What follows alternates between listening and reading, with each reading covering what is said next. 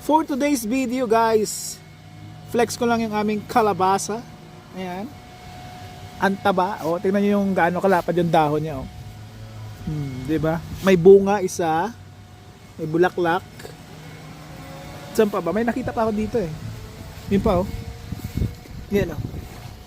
Oh, diba namumulaklak? At ito ay kamatis. Ayan, flex natin yung ating matatabang mga kamatis. Namumulaklak na yung mga kamatis. Anong tawag doon? Broccoli? Broccoli ba to? Broccoli? Des? Broccoli, diba? O yung kamatis, oh, tingnan mo, oh. Ang dami pala sa ilalim yung kamatis, oh. Yan. Oh, ang dami, oh. Parang yung ano to? Oh? Cherry kamatis. Oh, ang dami. Oh, nice. Oops, mukhang muntik na matumbang sitaw, ah. Oh, nice. So meron tayong kamatis, meron tayong kalabasa, may broccoli. At ito yung pinakamarami. Patatas. Ayan. So, kung bubungkalin natin yan, hindi ko alam kung meron pang laman. Namulaklak na oh. May laman na yung maliliit pa na. Nakita mo na?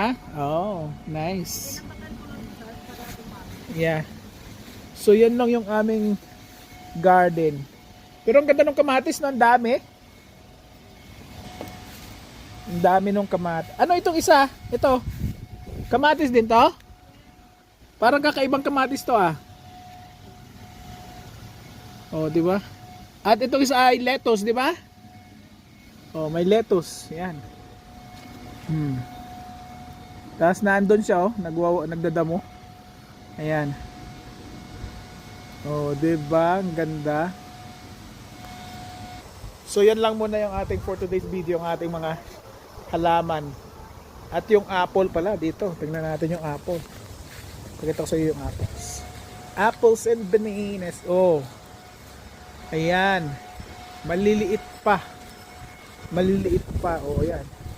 Pero ang dami nila. Oh. Maliliit pa. May harvestin na naman tayo mga apples and bananas. So yun lang muna guys. Don't forget to like, share, and subscribe. Okay?